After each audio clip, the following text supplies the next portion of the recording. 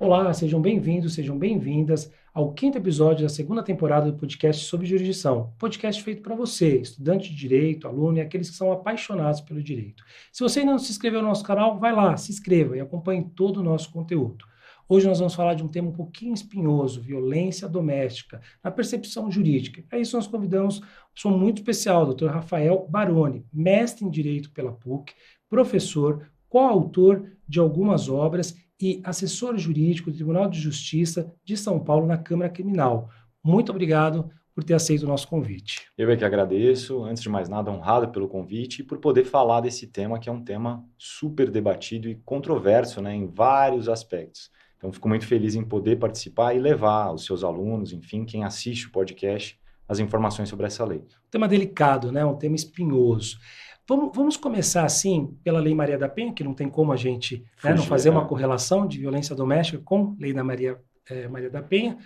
Na Lei da Maria da Penha, o que é considerado um âmbito doméstico, de violência doméstica? Essa é uma pergunta, assim, curial para que a gente possa desenvolver o tema, porque muitas vezes as pessoas têm dúvida. Toda vez que uma mulher é agredida, ela está amparada pela Lei Maria da Penha, a Lei 11.340 de 2006, veja, de uma lei que debutou, né? E a verdade é que não. Aí eu faço até menção ao próprio artigo de lei, acho que é importante, né? Se você me der licença de ler, porque a gente tem que partir dessa base jurídica. O artigo 5º da Lei Maria da Penha, ele traz para a gente 3 situações em que a mulher, quando agredida, vai, então, receber essa proteção especial. Lembrando que a Lei Maria da Penha ela é mais rigorosa, ela é prejudicial ao réu, ela confere um tratamento diferenciado para a mulher vítima nessas situações, que são 3.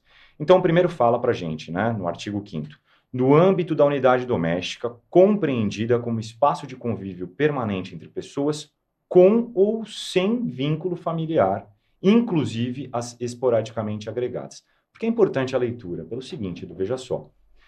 Esse primeiro inciso, ele encaixa todas as situações que se desenvolvem embaixo do mesmo teto. E o próprio artigo de lei é claro, ele fala que eu não preciso ter nenhum vínculo emocional, nenhum vínculo de sangue, nenhum vínculo de parentesco com as pessoas. Então, pensemos, além da família que, né, vive no mesmo lar, pessoas de fora, que ali residem, como, por exemplo, uma empregada doméstica, como acontece em muitos lares brasileiros. Se ela for agredida, se ela for ameaçada por algum dos integrantes daquela residência, ela está guarnecida pela Lei Maria da Penha. O mesmo acontece, por exemplo, imaginando aí garotas que passem na faculdade e passem a residir juntas numa república. Se entre elas houver alguma briga, alguma discussão, alguma agressão, entra também Lei de Violência Doméstica Maria da Penha. Então, essa é a primeira situação, o âmbito de unidade doméstica, aqueles que ali convivem. Segundo inciso, traz para a gente o âmbito da família, compreendida como uma comunidade formada por indivíduos que são, e aqui vem um ponto interessante, ou se consideram aparentados, unidos por laços naturais, por afinidade ou por vontade expressa. Esse segundo dispositivo traz para a gente a situação daqueles que têm um vínculo familiar mesmo, um grau de parentesco. E aí pode ser aquele vínculo de sangue ou então um vínculo civil. Imaginemos pais, filhas adotivas, enfim, entraria aqui. Agora, os se consideram aparentados é que, de fato, é espinhoso, né? Tem aquela situação, é minha prima de consideração, minha tia de consideração. Nesses casos aqui, a jurisprudência, né, aquilo que os tribunais têm decidido, é que devemos ver com ressalvas essa situação, né? Não é o primo, a prima distante também, né, que vai ser considerado para esses fins. Tem que ser alguém que eu realmente tenha essa proximidade, essa relação, esse vínculo emocional, esse vínculo afetivo. Ainda que eu tenha, por exemplo, uma tia que eu vejo uma vez a cada 3 anos, e ela, supondo que esteja na minha casa, de visita, de passagem, mas eu não guardo com ela essa relação, não é só porque há esse vínculo de sangue que necessariamente é aplicado à Maria da Penha. Tá? Esse dispositivo, quando fala do vínculo familiar, ele exige mais do que o simples reconhecimento de algum grau de parentesco, exige essa proximidade, essa relação afetiva entre as partes. E o terceiro e último inciso, que esse também é bem controverso, que diz o seguinte: em qualquer relação íntima de afeto, na qual o agressor conviva ou tenha convivido com a ofendida independentemente de coabitação. Então vamos lá, retomando. Primeiro, pessoas que moram juntas. Segundo, aqueles que têm grau de parentesco. O terceiro é o mais abrangente de todos. Ele fala de relação íntima de afeto. E aí vem aquela discussão, né? Bom, relação íntima de afeto, ela existe em diversos locais, em diversos níveis. Muitas vezes as pessoas passam mais tempo com seus colegas de trabalho, desenvolvem então uma relação íntima de afeto, do que na sua própria moradia. E amigos e amigas em si também têm uma relação íntima de afeto. Caberia ou não caberia a Lei Maria da Penha, que é mais severa, para essas situações? E a jurisprudência diz que não. Hoje, como é que é interpretado esse dispositivo, né? A relação íntima de afeto ela se aplica para namoros e namoros duradouros, não é aquela situação fugaz. Ah, fiquei 1, 2, 3 vezes, ou me considero namorado, né? Tem que ser uma coisa mais concreta. A sociedade, os amigos, as pessoas próximas já os reconhecem como casal. E aqui não exige, então, que estejam juntos, porque também fala da convivência passada, podem ser também ex-namorados. Então, essas 3 situações, esses 3 contextos, permitem a aplicação da Lei Maria da Penha. Então, divisor de águas para a gente iniciar aí a conversa. E o importante também destacar que não é porque não as pessoas que sofreram agressão não estarão respaldadas pela Lei Maria da Penha que não estarão dentro do Código Penal por outras, né, por outros dispositivos, como lesão corporal, ameaça, sim. que aqui a gente está tratando da questão da Lei Maria da Penha. E é interessante você desmistificar um pouco dessa questão, porque sempre quando nós pensamos, né, a maioria das pessoas em violência doméstica se pensa em homem que bate em mulher. Né? Então, a primeira coisa que vem na cabeça. E eu acredito que o bater, talvez, ele seja uma das últimas consequências, porque esse abuso ele começa lá por baixo. Né? Na Lei Maria da Penha, o que se considera violência doméstica? O que a gente pode considerar além dessa agressão física? A agressão física é aquela que, para a gente, inclusive, é a mais visível, né? E quando a gente fala em agressão física, não é só a lesão corporal. Temos também o feminicídio, que é uma agressão contra a integridade física, nesse caso, a própria vida como um todo. Mas a Lei Maria da Penha também traz, e ela traz um rol bem amplo. Tem lá no seu artigo 7º todas essas formas de violência. Então, a primeira que é a física, que é a mais visível, mas a gente tem também a violência psicológica, que é toda aquela forma de prejudicar a saúde mental, a integridade psicológica da mulher. Hoje temos, inclusive, 2 novos crimes relacionados a isso. Né? Um deles é o stalking, perseguição, crime de perseguição, em que a mulher, por reiteradas vezes, após ser perseguida, após sofrer todos esses entraves do seu ofensor ou da sua ofensora, ela acaba tendo abalos emocionais, psicológicos, enfim. Então, já temos uma segunda modalidade. Terceira modalidade, a violência sexual. E quando a gente fala em violência sexual, inevitavelmente, a primeira coisa que se pensa é estupro, mas não é só isso. Pensemos, por exemplo, em práticas reprodutivas. Entram aqui dentro da violência sexual. Eu exijo que você faça o aborto. Nem queria que você tivesse engravidado. Entra aqui na violência sexual. Ou o contrário, não querer que se reproduza, ou obrigar a se reproduzir e por aí afora. Entra nessa questão. Outra situação também, que a gente não pode descartar, crimes ligados à prostituição. Prostituição em si, no Brasil, não é crime, né? Ela não é uma infração penal. Mas a exploração da prostituição é, sim, considerada crime. Então, um homem, por exemplo, que obriga a mulher, a namorada, a cônjuge, enfim, ou uma outra mulher que obriga também, entraria aqui uma forma de violência sexual. Violência patrimonial também está prevista na lei. Então, imaginemos o marido que rouba a mulher e por aí afora. Nós temos essa situação prevista aqui na Lei Maria da Penha. Só que, especificamente, com relação a crimes patrimoniais, tem uma ressalva no Código Penal, Edu, já antiga, que não cabe só para a mulher, mas cabe para parentes em si, vou até ler, em que, quando esses crimes patrimoniais não tiverem violência ou grave ameaça, o autor do crime não responde por nada. Há uma imunidade em favor dele. Isso está previsto lá no 181 do Código Penal, que diz o seguinte, é isento de pena quem comete qualquer dos crimes previstos nesse título em prejuízo do cônjuge na constância do casamento. Então, o marido que subtrai algo da mulher durante o casamento não responde por isso. A mulher com o marido, idem também, vale para os dois. E de ascendente ou descendente, seja o parentesco legítimo ou ilegítimo, civil ou natural. Então, há essa imunidade. desde que, obviamente, o crime não seja cometido mediante violência. Se houver, por exemplo, o marido falando, olha, você tem que deixar o seu cartão comigo, quem vai controlar as coisas sou eu, ou você tem que depositar dinheiro para mim, aí sim, entraria. Entraria. Mas aí entraria não pela questão patrimonial em si. Supondo, por exemplo, que ele nem movimente a conta bancária dela. Mas aí por um outro âmbito, que é o âmbito psicológico, o âmbito moral. Imagina, essa mulher está sofrendo uma série de assédios. Ela não tem nem a liberdade de escolher a destinação do patrimônio dela, do que ela vai fazer, de como que ela vai gerar a própria conta. Aí entra dentro, inclusive, da violência psicológica que eu acabei de mencionar. E para fechar ainda no rol de violência, a gente tem a violência moral.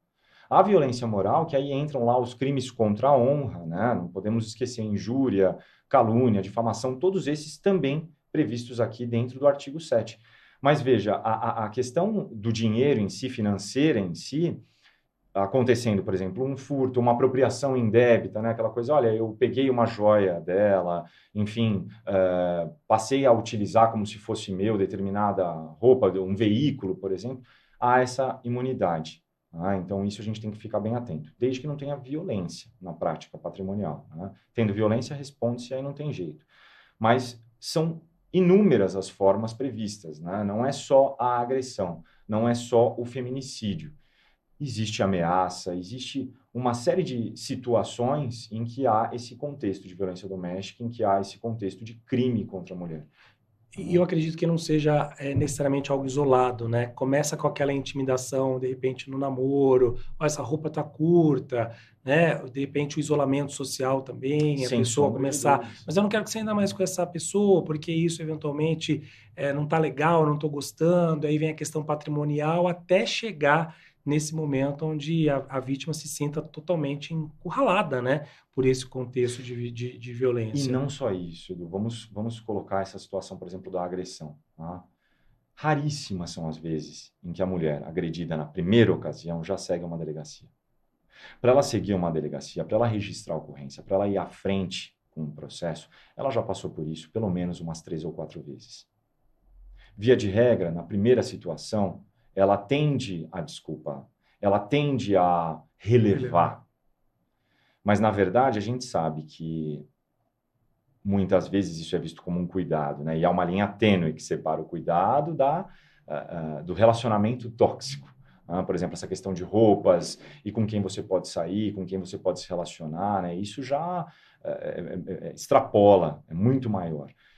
Só que cria uma atmosfera que confunde a própria vítima. A vítima acha que não, é um excesso de zelo, que bonitinho, tá com ciúmes, gosta de mim demais, me ama. E, na verdade, a gente sabe que não é bem assim. Isso é um caminho muito sinuoso, que leva a esse tipo de contexto, a essa situação de clausura, que a mulher depois se vê vítima, né, de toda esse enlace que ela mesma criou, que ela permitiu que se criasse. Então, isso é muito complicado. E às vezes até reforçado por familiares, por amigos, né? Mas ele é uma boa pessoa, Sim. Mas as crianças precisam ter uma referência de pai, Sim. né? Então isso também, eu imagino que seja muito difícil ela sair desse contexto para se dirigir numa delegacia. Hoje nós temos também as relações homoafetivas, que são consideráveis, né? Na tua leitura, eu vi que você falou assim, no feminino, né? Num dos artigos, acho que você usa a expressão feminina, mas hoje, a Lei Maria da Penha abrange também as relações homoafetivas? Como que... A Lei Maria da Penha, ela tem como vítima a mulher. Não importa qual é o sexo do agressor. Pode ser uma avó agredindo uma neta, uma tia agredindo uma sobrinha, ou o contrário, a sobrinha agredindo a tia, a mãe agredindo a filha agredindo a mãe. O que importa é o sexo da vítima e não do agressor. Então, imaginemos, por exemplo, 2 garotas que são namoradas. Se aplica assim a Lei Maria da Penha. Inclusive, a gente tem no artigo 5º, que é esse que elenca as formas de violência, no seu parágrafo único, essa previsão expressa, dizendo, as relações pessoais enunciadas nesse artigo independem da orientação sexual, para já deixar bem claro, não ter esse estigma. São 2 mulheres, são lésbicas, não vamos aplicar a Lei Maria da Penha. Se aplica, sim. Aqui a gente está pensando na questão da vítima, no papel da vítima, e não do ofensor. E aqui também vem uma outra questão, muito importante. Muitas vezes, porque a lei prioriza as mulheres, tem como foco as mulheres, os homens ou a sociedade em geral pensarem, a gente não tem proteção, quando na verdade tem sim. Não é porque é homem que não pode ser vítima de uma agressão, de uma lesão corporal, pode. Mas aí vão ser reguladas essas situações pelos dispositivos ordinários do Código Penal, artigo 129, lesão corporal, há lá essa previsão. Um homem que bateu em outro homem, uma mulher que bateu num homem, né, a vítima do sexo masculino, tem essa previsão. Eu até, quando falo para meus alunos, né, estipulo. Então, vamos lá, o sujeito tem 2 filhos, um casal, um menino e uma menina. Se ele bater na menina, com a menina, vítima, mulher, aplica-se a Lei Maria da Penha, cuja pena é maior, é mais severa. Se ele bater no menino, não é que fica sem nenhuma previsão. Tem previsão, previsões ordinárias do próprio Código Penal. Não tão severas quanto a Lei Maria da Penha, mas tem previsão, não passa em branco. Então, existe essa proteção. Agora, ainda fazendo um gancho com um comentário seu, e isso é muito importante a gente colocar, e aí já trazendo um contexto já do próprio tribunal, a gente percebe também isso, né? O que se passa entre 4 paredes, entre o casal, enfim, entre as pessoas que ali convivem, só quem sabe é quem está lá. E isso é muito difícil para a gente, dentro da área jurídica, desmistificar, entender, compreender, colher os dados. Boa parte desses crimes acontece na clandestinidade, dentro do lar. E aí fica aquela história da palavra de um contra o outro, né? Então, e essa é a grande tarefa, inclusive, do judiciário, é desvendar o que está se passando ali. Quem de fato está dizendo a verdade? Né? Não é porque a pessoa vai lá e se diz vítima que ela realmente é vítima. Também tem esse ponto, também tem esse aspecto. Né? Então, eis o cuidado, eis a dificuldade de desvendar esses crimes e aplicar a pena mais justa. E aí, até indo de encontro com o seu discurso, 2 perguntas. Uma que me gerou dúvida, e depois a gente vai falar um pouquinho sobre isso que você falou agora. Por exemplo, um homem que é casado com uma trans. Essa trans, ela entra, a lei, né, a jurisprudência, hoje os entendimentos já são que ela é vista como uma mulher, ela está respaldada pela Lei Maria da Penha? Super oportuna essa pergunta e super atual. Porque acontece o seguinte, vamos lá.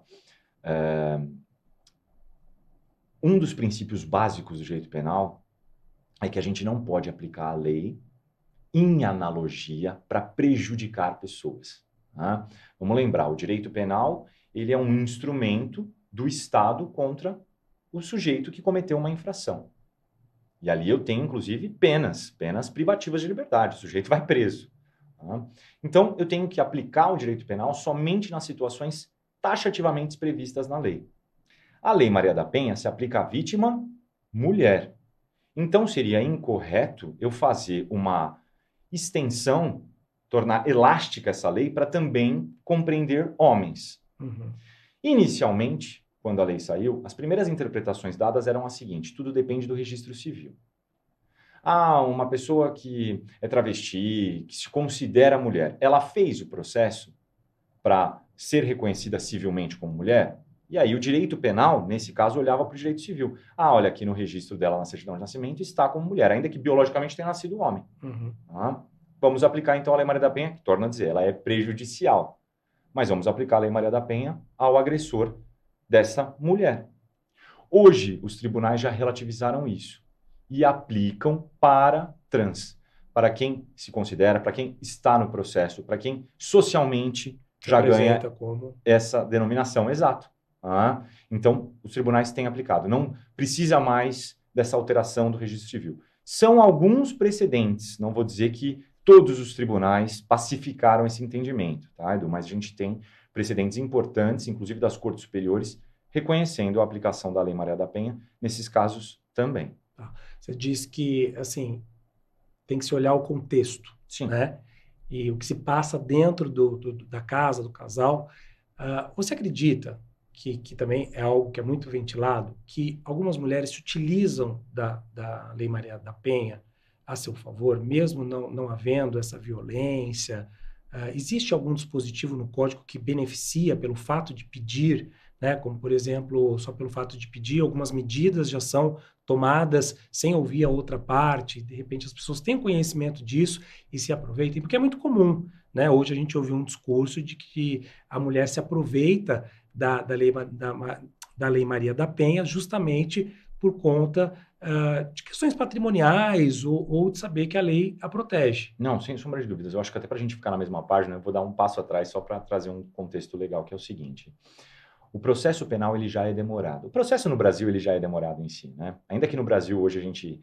No Brasil não, perdão. Em São Paulo, no estado de São Paulo, e aí eu posso falar porque eu sou do Tribunal de Justiça, a gente tente implementar o processo em 100 dias, vamos colocar aí 3 meses, um pouco mais de 3 meses. A gente tem a audiência de instrução e a sentença. A gente sabe que, não raras vezes, os processos se arrastam durante prazos muito maiores do que os 100 dias.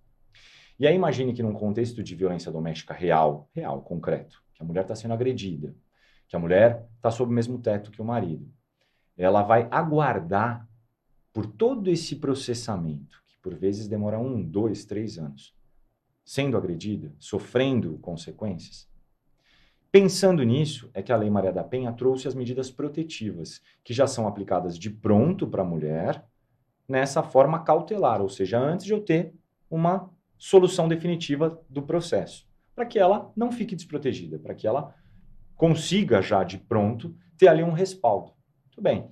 As mais comuns que a gente tem, distanciamento da vítima, proibição de contato com a vítima e com os parentes da vítima, não só pessoal, mas por mensagens, porque tem caras que fazem isso, né? Não estão contentes com o término do relacionamento, não aceitam, ficam lá tentando reatar, perturbando, aparecem no local de trabalho e tudo. Mas, além disso, existem outros mecanismos aí, que também são cautelares, e que, às vezes, trazem esse tipo de interpretação. Então, vamos lá. Uma delas é a fixação de alimentos provisórios. O que é isso? O que é alimentos, né? Muitas vezes a mulher depende do marido. O marido é o único que trabalha em casa, a mulher, ainda naquele modo antigo, né, se concentrou só nos afazeres domésticos. Então, ela não gera renda para casa. E aí, com isso, quando o marido dela é afastado do lar, enfim, ele busca até prejudicá-la e fala, eu não vou mais colaborar com nada, você se vira para se sustentar aí e tal. Tragar de mim, você vai morrer de fome. Exatamente. E olha, Edu, vou te falar uma outra coisa também. Alguns dos crimes, algumas das infrações da Lei Maria da Penha são de ação penal pública condicionada à vontade da vítima. Isso quer dizer, não é o Ministério Público que vai lá e processa automaticamente. Ele tem que ouvir se a vítima quer ou não representar contra o seu ofensor. Quer ou não, trocando em miúdos, que ele seja processado ou não pelo Ministério Público. E nesses casos de representação, há uma possibilidade dela, ali, no decorrer do processo, falar, olha, não quero mais que ele seja, né, processado, condenado. E a Lei Maria da Penha prevê, inclusive, a possibilidade de fixação de uma audiência para que a ofendida, a vítima, diga, olha, eu não quero mais representar contra ele, quero que encerre o processo por aqui. Ameaça é um exemplo disso, tá? O crime de ameaça. Lesão corporal, não, mas ameaça, sim. E muitas vezes a gente percebe que a mulher, ela deseja, inclusive, não prosseguir com a ação, retratar-se da representação, justamente por essa dependência financeira. Ela fala, poxa, o cara já está afastado da minha casa, não está colaborando com nada. Não, vou ficar sem dinheiro, vou fazer compra, sustentar meus filhos, sustentar minha casa. Aí ela vai lá e faz essa troca. Chega na frente do promotor, na frente do juiz e fala, olha, eu não quero mais representar, me retrato da minha representação. E aí a Lei Maria da Penha prevê, então, como uma das medidas, essa fixação dos alimentos. Obriga o ofensor, o agressor, a pagar, a custear aí valores para a subsistência da mulher e da família. Muito bem. Só que, olha, como essa medida é uma medida cautelar, eu não preciso nem ouvir o Ministério Público. Eu vou lá e fixo de pronto, eu, juiz. Mulher pede, eu fixo. E muitas vezes isso é arriscado, porque a gente não sabe de fato qual é o contexto. O juiz está praticamente de olhos vendados quando ele fixa essa medida. E muitas vezes é possível que alguém queira se aproveitar disso. O que não deve ser um fator a afastar esse tipo de dispositivo. Não é porque um ou outro usa para o mal, que eu devo retirar, excluir, porque a grande maioria, de fato, necessita, demanda. É visto com bons olhos esse dispositivo. Mas, de fato, a gente tem situações assim. E não só, viu, Edu? Hoje, pela internet, a gente consegue ter acesso a muitos vídeos, né? O celular facilita muito isso. Quantos são os vídeos que às vezes a gente está no nosso feed de notícias e vê de garotas se batendo, se agredindo, e o sujeito ali conseguiu filmar, sacar o celular sem que ela percebesse, e ela dizendo, eu vou dizer que você me bateu, eu vou falar, ele está me batendo e tal, e elas simulam isso. Veja como o celular também é uma ferramenta propícia. E por que fazem isso? Porque sabem que a Lei Maria da Penha favorece, que a Lei Maria da Penha é muito mais rigorosa com o homem agressor. Então, tem dessas situações. Mas, por sorte, acredito que não seja a maioria, né? Seja a infinita minoria nesse aspecto. E o que motiva a distinção de tratamento legal entre os sexos? Bom, a gente tem aí um contexto histórico, né? O índice de agressões nessa situação de homens contra mulheres ou de mulheres contra mulheres dentro do ambiente doméstico é latente, gigantesca. E aí, visando a reduzir isso, é que o legislador deu um tratamento diferenciado. E não é a primeira vez que isso acontece, né? Nós temos outros exemplos dessa mesma forma. O Estatuto Deficiente Físico, do idoso, é a máxima do princípio da isonomia que a gente trata no direito, que é tratar desigualmente os desiguais a fim de equipará-los. Como, historicamente, a mulher ela é a parte hipossuficiente, ela é mais frágil, não só do aspecto de vista físico, mas financeiro, emocional, enfim, o legislador viu a necessidade de criar um instrumento que trate de forma diferenciada essas situações envolvendo a mulher. E, inclusive, eu acho muito oportuno, né, quando a gente ouve os tipos de violência, de agressões que mulheres passam. Né? E hoje, que a gente não tem nenhuma mulher aqui, eu trouxe um vídeo, se vocês acharem pertinente, para a gente poder reproduzir. Contra a mulher não é só física. Dentre as previsões da Lei Maria da Penha, existe sim a violência psicológica. Pode acontecer nos relacionamentos curtos ou longos. O casamento durou 21 anos, né? Lá pelo 10º ano é que começou, digamos, a violência psicológica. O agressor não tem perfil, não importa a classe social, idade ou status.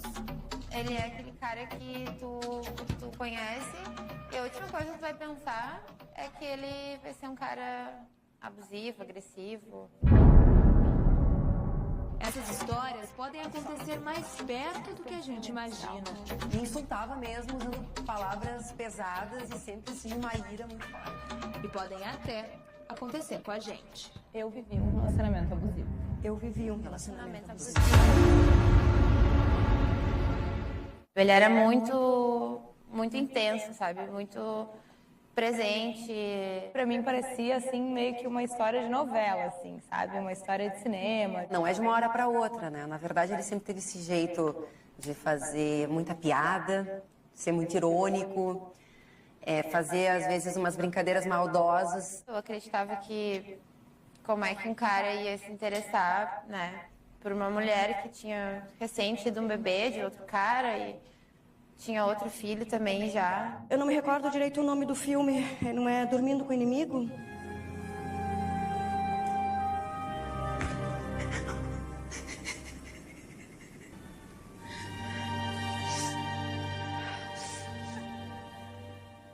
Eu passei por essa cena.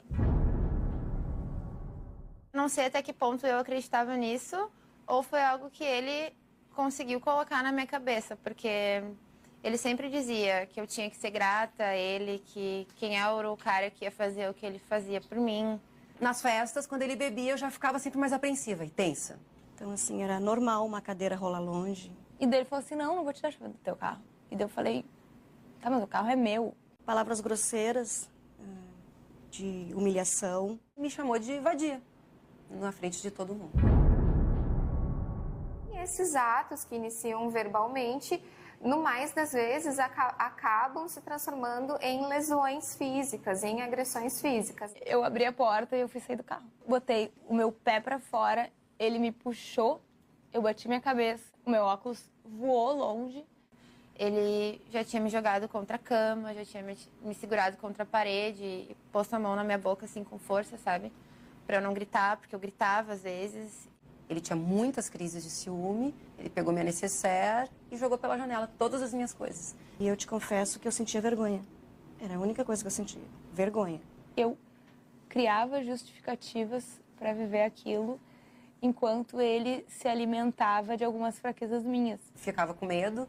Não era um soco na cara, mas uma era agressão. agressão. E isso eu não via. Às vezes eu chegava a pensar, será que eu não tô sendo ingrata? Eu me fixava nas coisas boas e hoje eu vejo que eram muito poucas. Eu dizia, não, mas a gente gosta de viajar. Sim, a gente viajava, mas a gente brigava. É estranho, a sensação é que a gente não consegue perceber o que está acontecendo ali no momento. Porque é uma espécie de manipulação. Esse mesmo agressor que maltrata a mulher é aquela pessoa que a ampara, é aquela pessoa que diz que a ama, é aquela pessoa que convive com ela, que tem sim gestos de carinho também. Ele dizia que era porque ele me amava demais, que ele não se controlava. É um ciclo, porque uma hora tu tá ali no chão, sendo humilhada, catando teu óculos, e a outra hora tu é a mulher mais maravilhosa do mundo, e ele fez isso porque ele não queria me perder. Assim como ele tratava dessa forma em determinados horários, na rua e perante as outras pessoas, ele era uma pessoa maravilhosa. Um pai perfeito, um marido perfeito. Que eu tive uma crise de ansiedade, uma crise de pânico, exatamente por toda essa angústia e essa pressão. Tu não quer falar pra ninguém, tu não pode denunciar, tu tem medo da pessoa, mas ao mesmo tempo tu gosta, tu se acha útil. E é por isso que a mulher não se vê vítima, muitas vezes. Por mais que aquilo a fira, muitas vezes ela não se vê como vítima, muitas vezes ela se vê como causadora daquilo que ela vem sofrendo. Foi bem difícil, assim, terminar. Vários vizinhos meus que escutavam as brigas vieram conversar comigo. Não são histórias que simplesmente a gente lê e aí a pessoa diz, deve ter feito alguma coisa para apanhar. Não é assim, não. Eu tive que viver para entender o que é um relacionamento abusivo. Incrivelmente acabou porque ele se deu conta de que ele jamais iria ser o homem que eu queria. Prima face do amor é o cuidado. A partir do momento que tu não cuida, tu não ama. Então, se tu agride, se tu bate, se tu é capaz de chamar a pessoa que está contigo de nomes que não lhe favorecem, tu não está demonstrando que tu ama. Hoje eu vejo que amor é uma coisa que tu constrói. E para tu construir algo forte, imponente, tu tem que construir com muita dedicação e cuidado. Hoje, nós 4 superamos esses relacionamentos abusivos e vivemos o amor de uma forma bem diferente. Nós conseguimos, você também é capaz. Se você vive um relacionamento abusivo, denuncie. Faz um monte de gamas, de faces que, por vezes, estão obscuras, estão ocultas. E é o que elas mencionam, né? O que acontece ali dentro, em 4 paredes. O cara, muitas vezes, na rua, é um excelente pai, é um excelente profissional, aparenta ser um excelente marido, mas o que ela passa, só ela sabe, né? Muito complicado. E deixa eu lhe perguntar, também não é incomum, de repente, a mulher, para sair da casa dela, para ir numa delegacia, né? A mulher fazer, enfim, uma denúncia, já tem todo um percurso. Não é incomum, eu já ouvi relatos de mulheres que foram na delegacia da mulher e que não foram acolhidas, né? Por outras mulheres, né? Ao que isso se dá? Ao fato de algumas irem e depois se arrependerem? Existe uma política pública, né? Além na Lei Maria da Penha, existe uma política pública de acolhimento a essas mulheres? Em tese, em sua grande maioria, ao serem recebidas nas delegacias, são recebidas por pessoas treinadas para isso, né? As DDMs, as Delegacias de Defesa da Mulher, elas já são voltadas para essa forma especializada de atendimento. Acontece o seguinte, muitas vezes, ou a cidade não tem DDM, ou a DDM está muito longe, ou então está numa situação de plantão final de semana em que a DDM, a Delegacia da Mulher, não está aberta. E aí ela vai numa delegacia comum. E lá, por vezes, não é atendida por um profissional que tenha essa expertise, que tenha esse trato. E aí isso desemboca nessas situações. A mulher, olha, não me senti bem, fui ironizada, satirizada lá dentro da delegacia. Eu já tive clientes que me ligaram mencionando tais situações. De tamanho constrangimento. Para mim já foi difícil chegar aqui. Isso. E eu ainda estou tendo que passar por isso. E quando atendidas por homens, então, isso também traz um outro dissabor, né? A mulher, às vezes, acabou de passar pelo contexto de violência doméstica, não quer, né, ter que dar a sua versão para um homem, não sabe como vai ser ali recebida por ele, né, um escrivão de polícia ao invés de uma escrivã. Então, tudo isso faz parte. Agora, pensando um pouquinho mais à frente, porque não é só o registro, registrei a ocorrência, acabou por aí. Não, nós temos então um processo penal startado. Como eu mencionei, existem crimes que a mulher, no decorrer do processo, ela pode se retratar, dizer, olha, não quero mais representar, quero que pare, cesse por aí. Muitas vezes a gente vê isso. Influência de familiares que chegam e falam, olha, você vai perder o referencial dos seus filhos de pai. Você quer mesmo que ele vá preso? Quer que ele não arrume emprego? Porque isso vai ser pior, vai estar na folha dele de antecedentes, na certidão dele. Então, para ele conseguir um emprego vai ser difícil. E aí, como vai ser o seu sustento? Dentre outras situações. A mulher, por exemplo, que vive deste homem, né? O cara, então, para de colaborar, não vai mais patrocinar nada ali. E aí ela se vê nessa situação. Ela acaba, olha, então, diante disso eu prefiro voltar atrás. Por sorte, tendo em vista o legislador percebendo que esses casos eram recorrentes, a mulher ia, tomava coragem, denunciava, mas depois voltava atrás. Para muitos dos crimes, a lei hoje já não prevê a necessidade de representação da vítima. A lesão corporal é uma delas. A mulher apanhou, pode ser uma lesão leve, um tapa na cara. Ela não precisa mais representar. Registrada a ocorrência, segue-se. E outras medidas também foram tomadas. Uma super nova e também controversa. Os síndicos de prédios que escutam, que acompanham uma situação, têm o dever de noticiar. Aquela história de briga de marido e mulher, ninguém mete a colher, isso caiu por terra. Isso caiu por terra. Hoje não existe mais isso. E eu acho que essa conscientização que a Lei Maria da Penha trouxe nesses 18 anos é que é o principal presente que ela trouxe para a sociedade, né? De mostrar que, olha, de fato, hoje em dia tem situações que são inaceitáveis. Eu costumo sempre, quando falo da Lei Maria da Penha, trazer um episódio de uma novela de quando eu era criança, que era A Próxima Vítima. Uhum.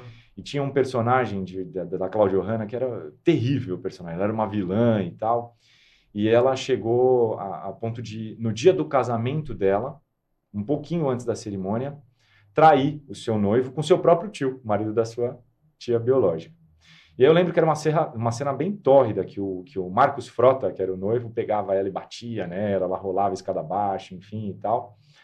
E no dia seguinte a isso, novela das 8, imagine, o Video Show foi à rua perguntar para as pessoas na Avenida Paulista, e aí, o que você achou, né, do ator batendo na personagem, batendo, enfim. E esmagadora maioria das pessoas, isso mesmo, eu teria feito pior, tinha espancado ela, tinha cortado o cabelo dela, não sei o que e tal. Hoje em dia a gente já sabe que ainda que as pessoas pensem assim, elas nem externalizam esse tipo de coisa, sim, porque já se conscientizaram de que isso é independentemente de ter culpa ou não, ainda que você tenha aquela raiva por dentro, né, já se sabe que é algo injustificável.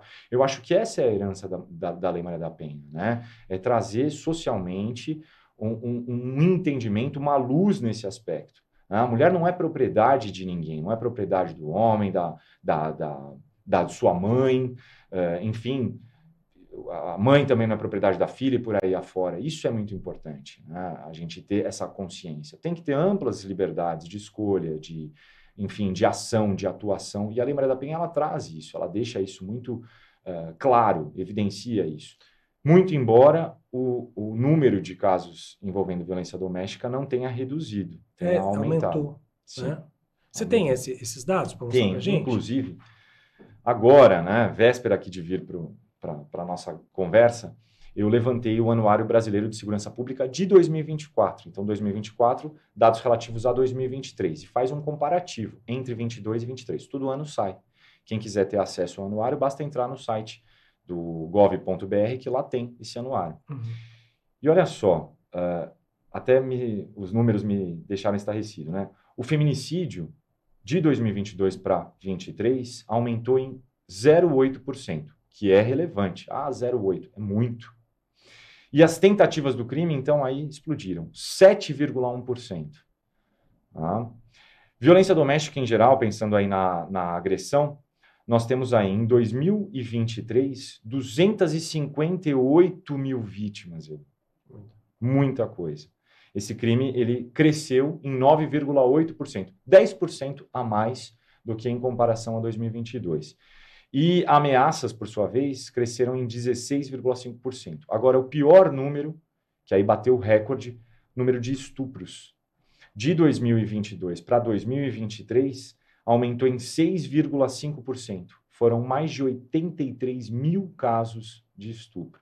Bateu nível recorde agora em 2023, informações oficiais do Anuário Brasileiro de Segurança Pública. E aí as pessoas perguntam, mas o que se deve isso? Nós temos aí dispositivos, nós temos aí a Lei Maria da Penha.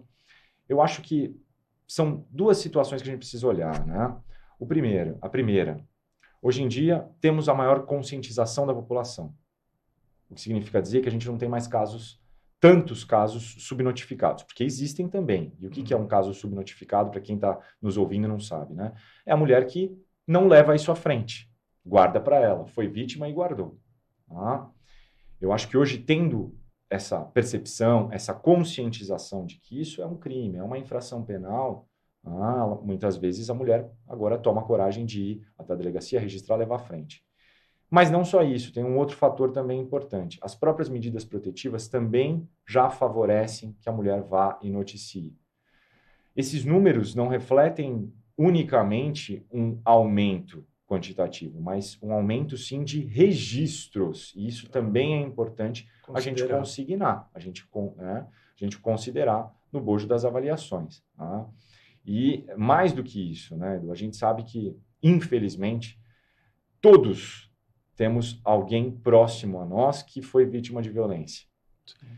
E é o que eu costumo dizer, né? Às vezes a mulher ela se sente constrangida, ela acha que foi a primeira vez, ela busca justificativas, quando, na verdade, o caminho tende a degringolar. Primeira vez que ela sofreu uma agressão física, dificilmente vai parar por ali. Abre-se um precedente para outras situações. E as penalidades?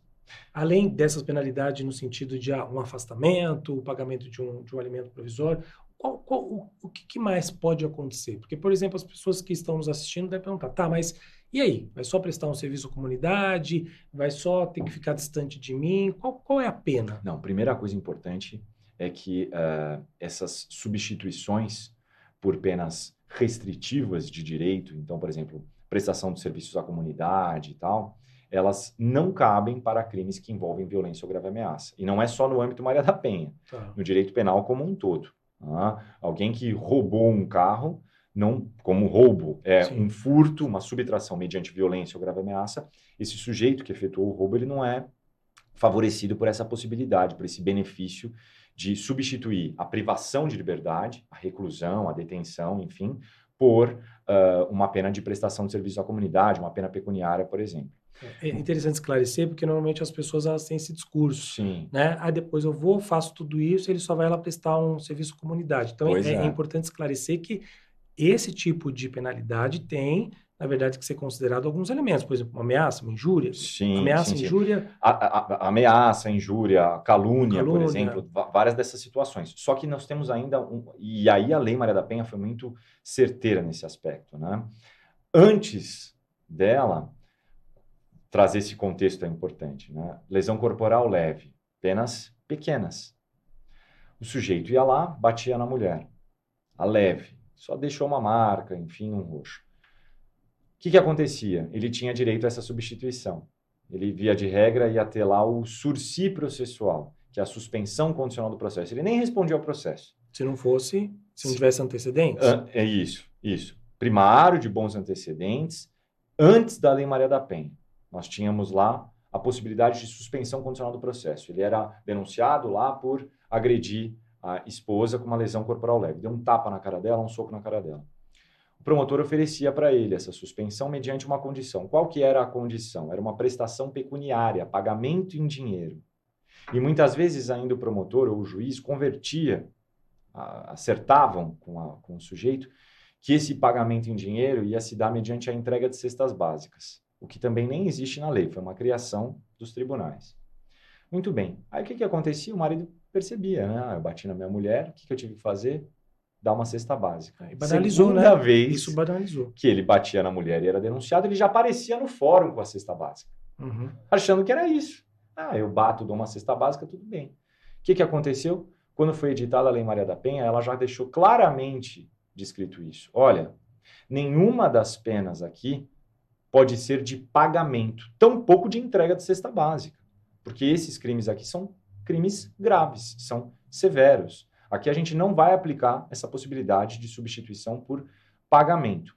O que a gente tem logo que sai a Lei Maria da Penha para fins de agressão, lesão corporal leve? A gente tem uma mudança bem tímida e cria-se o parágrafo 9º do artigo 129, que é esse para violência doméstica e familiar contra a mulher.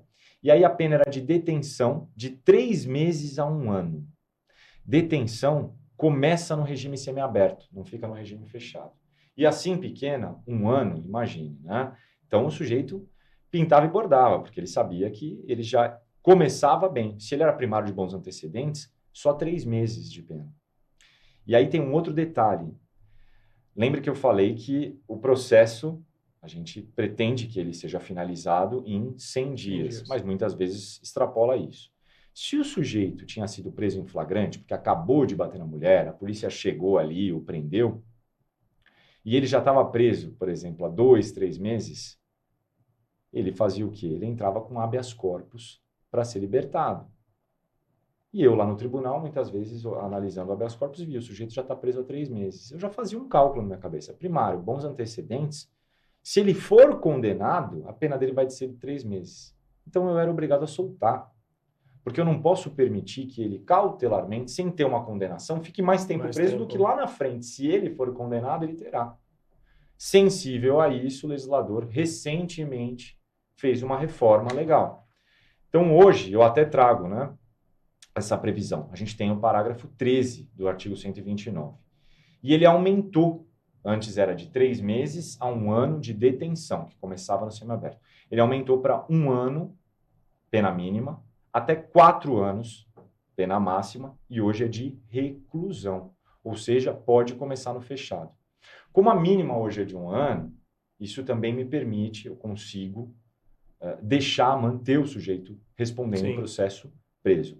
Mas, essa alteração é de 2021. Veja quantos anos levou, né, a Lei Maria da Penha de 2006, para que a gente chegasse, então, a essa alteração legal. Conseguimos aí, depois de muitos anos, isso. E mais recentemente ainda temos 2 novos artigos, né, que eu já tinha mencionado. O artigo de perseguição, que é o 147A, o crime de stalking. Esse foi também incluído pela lei de 2021. E o de violência psicológica contra a mulher. Porque embora a Lei Maria da Penha tivesse lá no bojo dela essa possibilidade de violência psicológica, a gente não tinha nenhum artigo no Código Penal que contemplasse claramente essa situação de violência psicológica, que muitas vezes não é vista, ela não deixa marcas, é diferente da violência física, vai deixar um olho roxo, uma rubefação, uma vermelhidão. Mas que é tão danosa quanto. Que é ou mais ainda, né? E aproveitando a questão da violência psicológica, outro assunto também muito discutido é a questão da indenização moral à mulher nos processos criminais. A mulher vítima de agressão dentro desse âmbito doméstico, ela não é pontualmente agredida ali. Muitas vezes isso mexe com o emocional dessa mulher, a questão própria psicológica, o seu âmago sentimental, a sua autoestima, como a gente viu aqui nos depoimentos. Diminuindo como mulher, como mãe, como ser humano. E isso tem permitido que os tribunais apliquem agora a indenização por dano moral também à mulher vítima de violência doméstica. Automaticamente a condenação. Isso. Então você tem a condenação criminal do ofensor, além da necessidade da implicação de um pagamento de uma indenização moral a ela. E aí isso já vem sendo reconhecido, inclusive pelas cortes superiores, STJ, enfim, já vem aplicando valores, pagamento para a vítima, mulher, Lei Maria da Penha. Tá? Isso sem falar de outras situações que depois na justiça civil, no âmbito civil, fora do âmbito criminal, ela pode procurar. Imagina uma mulher que tenha que, por exemplo, passar por terapias ou tratamentos médicos em razão mesmo das lesões. Ela pode pedir, sem sombra de dúvida, que o seu agressor, que seu ofensor ou sua agressora, sua ofensora, custeiem e arquem com esses valores, com esses prejuízos. Isso é muito importante, né, a gente também deixar consignado, né? Não é só a prisão, a cadeia. Tem também que ser fixado algo em favor dela. E, aliás, Edu, até pegando um gancho, isso é legal a gente poder falar, que é o seguinte, Quando o processo chega a mim, isso agora dizendo como servidor do tribunal, o processo chega a mim, eu vou decidir pontualmente uma situação ali. O homem, o marido que bateu na mulher, enfim, que deu aquele tapa, deu o soco, ou ameaçou em determinada ocasião, ou quebrou o seu aparelho celular em determinada ocasião. Mas a minha decisão, ela vai abranger pontualmente um caso, uma situação, um episódio daquele contexto, daquele relacionamento. Agora imagine que esses envolvidos possuem filhos, família em comum e tal. Como é que fica o resto? A minha sentença, a minha decisão não vai abranger isso. Ela não serve para consertar tudo. As mágoas que ficaram entre eles, os elos que entre eles vão continuar sendo estabelecidos porque mantêm um filho em comum e tudo mais. E aí hoje já se tem buscado pelo próprio Tribunal de Justiça alternativas restaurativas, né, que visem a restabelecer o bom convívio, pelo menos. Não que tenham que reatar, não. Decidiram se separar porque foi agredida, porque realmente não tem mais caminho, ótimo. Ninguém vai se meter na vida de ninguém. Mas pelo menos por conta dos filhos, de todo um contexto. Por conta dos filhos, por conta da melhoria de vida mesmo. Né? E pensando até que esse agressor também tem que ser tratado, né? Também, exatamente, para evitar que isso se repita, né? Muitas vezes há uma doença, uma doença a grosso modo, né? Eu digo, as questões subjetivas dele, né? Um desvio nesse aspecto, uma dificuldade nesse aspecto. Então, fazer um acompanhamento, uma terapia. E o tribunal, inclusive, tem colocado de São Paulo a constelação familiar como uma dessas medidas de propiciar a restauração do bom ambiente, da boa convivência, da convivência harmônica, ainda que minimamente, entre esses envolvidos. Porque, torna a dizer, a minha decisão, ela vai abranger somente aquele caso pontual. Olha, deu o tapa, ameaçou e tal. Mas e o resto? O que mais se estabelece ali entre eles? Então, é sempre importante a gente também pensar nesse outro lado. Né? A agressão, ela deixa uma série de outros resultados ali implícitos e que podem vir a acontecer ou não, a depender de como as coisas vão se conduzindo, a depender de como está a cabeça, como está o emocional de cada uma das partes. Então, isso também é muito importante a gente levar em consideração. Isso está até fora, muitas vezes, do âmbito ali da sentença, do âmbito jurídico. Estamos acabando o nosso podcast, o tempo está acabando, mas eu gostaria que você deixasse um recado, porque pode ser que alguma mulher que esteja sofrendo violência doméstica esteja nos assistindo. Então, eu gostaria, assim, como especialista no tema que a gente viu, que você deu uma aula, que você, de repente, deixasse algum recado e já aproveitando, depois deixasse suas redes sociais para as pessoas poderem também acompanhar o seu trabalho. Olha, muito obrigado. Antes de mais nada, volto a agradecer pelo convite. Eu acho que o grande ponto é o seguinte, você mulher, ou você que conhece uma mulher que está passando por essa situação, lembre-se, você tem direitos a uma série de dispositivos que te amparam, em que você pode confiar, que vão te trazer, de fato, um conforto ou uma solução para essa situação.